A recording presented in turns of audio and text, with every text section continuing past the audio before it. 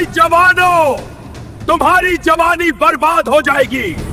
मेरे बुतों के सामने सजदा करो वरना मारे जाओगे। हम सिर्फ अल्लाह को मानते हैं, आप हमारी जान ले लो, फिर भी हम शिर्क नहीं करेंगे। ये वाकया है तौहीद के अलमबरदार नौजवानों का, जिन्होंने एक पूरी सल्तनत के जुल्म के आगे अपना ईमान साबित कर दिखाया। कुरान ने उन्हें कुदरत की अजीब तरीन निशानी कहा। क्या तुमने समझा कि असहाब काफ और रकीम हमारी बहुत अजीब निशानियों में से थे? हजरत ईसा अलैहिस्सलाम के तकरीबन 250 साल बाद रूमी सल्तनत में एक सख्त दिल, बेरहम और बुत परस्त बादशाह दकियानूस तख्त पर बैठा। उसने तख्त पर बैठते ही एक हुक्म जारी किया, सल्तनत का हर शहरी हमारे बुतों के आगे झुके और कुर्बानी दे। जो ऐसा करने से मना करेगा उसे सख्त तरीन और भयानक सजा दी जाएगी। रूमी सल्तनत उस वक्त बुत परस्ती में गर्क थी। उनके माबदों में वीनस, मार्स और जुपिटर जैसे देवताओं को पूजा जाता था। फिलिस्तीन, शाम और तुर्की के कई इलाके रूमी कब्जे में थे। ये पसे मंजर इस तारीखी वाक़े को समझने के लिए बुनियादी तसव्वुर फराहम करता है, जहाँ से असहाबे काफ की कहानी शुरू होती है। उसी सल्तनत में चंद नौजवान रहते थे, बड़े शरीफ, मुअज़्ज़ज़ और नेक खानदानों के। वो सच्चे तौहीद परस्त थे। वो अल्लाह के सिवा किसी को नहीं मानते थे। एक दिन बादशाह ने शहर भर के लिए हुक्म दिया कि जश्न में सब लोग बुतों के सामने कुर्बानी दें। चलो भाइयों, बादशाह का हुक्म नहीं सुना तुम लोगों ने? हमारा रब सिर्फ अल्लाह है। हम बुतों को नहीं मानते और ना उनके सामने झुकेंगे। उनका ये ऐलान पूरे शहर में आग की तरह फैल गया। सिपाही दौड़ते हुए बादशाह के दरबार में पहुंचे और खबर दी कि चंद नौजवान उसके हुक्म की खिलाफ वर्जी कर रहे हैं। ये बात सुनकर बादशाह शदीद गुस्से में आ गया और हुक्म दिया, इन नौजवानों को मेरे सामने पेश किया जाए। नौजवानों को दरबार में लाया गया। एक ऐसा लम्हा जो उनकी जिंदगी का फैसला करता। आए जवानों, तुम्हारी जवानी बर्बाद हो जाएगी। मेरे बुतों के सामने सजदा करो वरना मारे जाओगे। हम सिर्फ अल्लाह को मानते हैं, आप हमारी जान ले लो, फिर भी हम शिर्क नहीं करेंगे। ये जवाब सुनकर बादशाह कांप उठा। उसने कहा, इन्हें कुछ मोहलत दे दो, शायद ये पलट आएं, वरना कत्ल कर देना।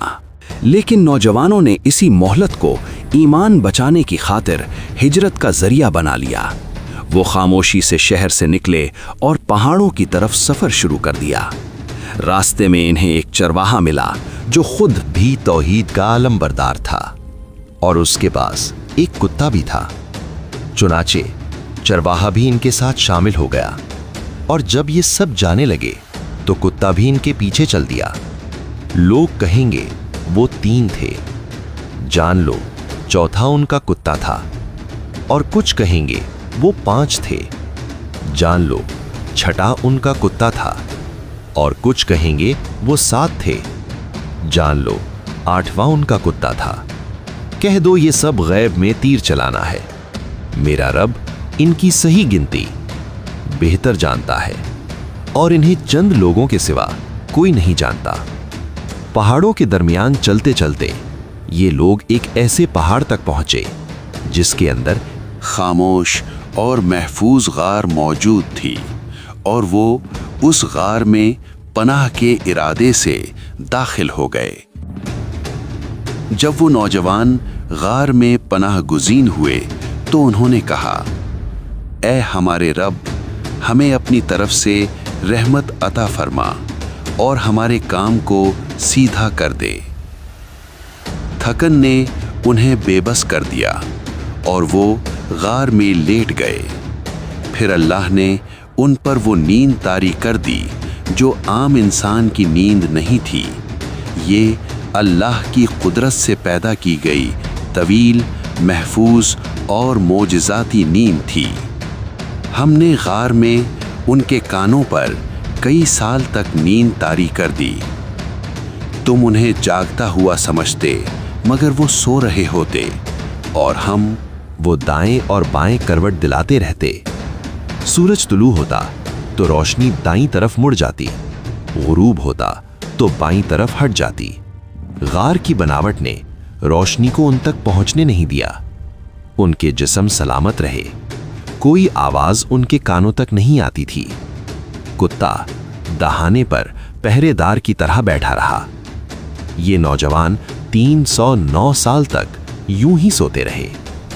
जब नौजवान शहर से निकले तो बादशाह दकियानूस फौरन अपने सिपाहियों के साथ उनके ताक़ुब में रवाना हुआ। पहाड़ों की तरफ जाने वाले रास्ते में उनके कदमों के निशान बिल्कुल साफ दिखाई दे रहे थे। 3 नौजवान, एक चरवाहा और उनका कुत्ता। सिपाही झुककर निशानात देखते और बादशाह सख्त नजरों से उन्हें आगे बढ़ने का हुक्म देता रहा। बस करो बेवकूफों, निशानात का पीछा करो, जल्दी। आखिरकार ये तमाम निशानात एक सुनसान खामोश गार तक ले आए। बादशाह सलामत, यहां से निशानात अंदर जा रहे हैं, लेकिन वापस आने का कोई निशान मौजूद नहीं।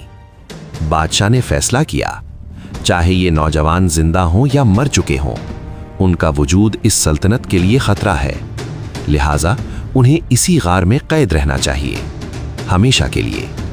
गार का दरवाजा पत्थरों से बंद कर दो, ताकि ना ये निकल सकें, ना इनका फितना शहर तक पहुंचे। जी बादशाह सलामत। जब नौजवान गार में सो रहे थे, दिन, साल, दहाइयां और फिर सदियां गुजर गईं। दकियानूस मर गया। उसके बाद कई बादशाह आए और चले गए। रूमी सल्तनत में जबरदस्त सियासी तब्दीलियां आईं, हत्ता कि एक ऐसा दौर आया जब रूमी सल्तनत में पहली बार ईसाईयत को सरकारी मजहब का दर्जा मिल गया। 313 ईस्वी में बादशाह कॉन्स्टेंटीन ने मसीहियत कबूल की। फिर जुल्म और तशद्दुद के वो तमाम कवानीन खत्म कर दिए गए जो दकियानूस के दौर में नाफिज थे। 380 ईस्वी तक पूरी रोमन एम्पायर ईसाइयों के ज़ेरे तसल्लत आ गई। मगर दूसरी तरफ नौजवान अभी भी उसी गार में सो रहे थे। 100, 200 नहीं, 300 से ज्यादा बरस। 380 ईस्वी के बाद एक ऐसा दौर आया जब बादशाह थियोडोसिस हुक्मरान था। ये बादशाह नरम दिल और इंसाफ पसंद था, मगर उसके दौर में एक मसला पैदा हुआ। लोगों में ये वसवसा पैदा होने लगा कि मरने के बाद जिंदगी कैसे मुमकिन है। लोग कह रहे हैं कि मरने के बाद दोबारा जिंदगी मुमकिन नहीं। क्यों? अल्लाह तो कादिर है, फिर शक क्यों? लोग कहते हैं कोई निशानी चाहिए। ईसाई दुनिया में इस मौजू पर बहस फैल गई। बादशाह सख्त परेशान था। वो अल्लाह से दुआ करता था, ऐ खुदा, मेरे लोगों के दिलों से ये शक दूर कर दे। ऐ परवरदिगार, कोई निशानी जाहिर कर दे। उसी जमाने में एक चरवाहे ने उसी पहाड़ के पास अपनी बकरियों का बाड़ा बनाया।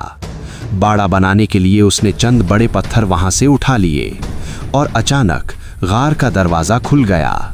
रोशनी अंदर दाखिल हुई, हवा बदली और वो नौजवान जो 309 बरस से सो रहे थे जाग उठे। हम कितनी देर सोए रहे? शायद एक दिन या दिन का कुछ हिस्सा। हमारा रब बेहतर जानता है। उन्हें लगा कि शायद एक रात सोए हैं। उन्हें भूख महसूस हुई। उन्होंने फैसला किया कि एक शख्स शहर जाकर खाना लाए। सो उनमें से एक खाना लाने शहर के लिए निकल पड़ा।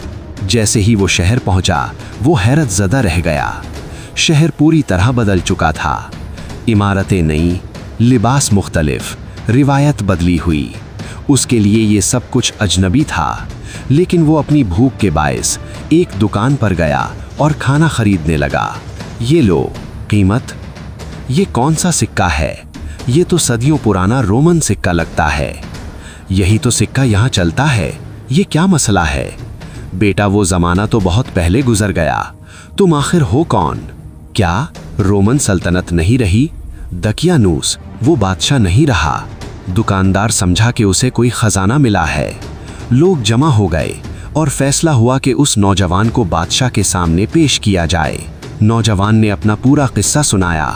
दकियानूस के जुल्म की कहानी, उनकी हिजरत, गार में पनाह। बादशाह उसकी बातें सुनकर हैरत में पड़ गया। दकियानूस तो 300 साल पहले मर चुका है, लेकिन बादशाह सलामत, हम तो कल ही सोए थे। ये सुनकर बादशाह ने हुक्म दिया, हम फौरन गार जाकर बाकी साथियों को देखेंगे। बादशाह थियोडोसिस, दरबार के मुअज़्ज़िज़ अफराद और शहर के लोग सब मिलकर उस नौजवान की रहनुमाई में गार की तरफ रवाना हुए।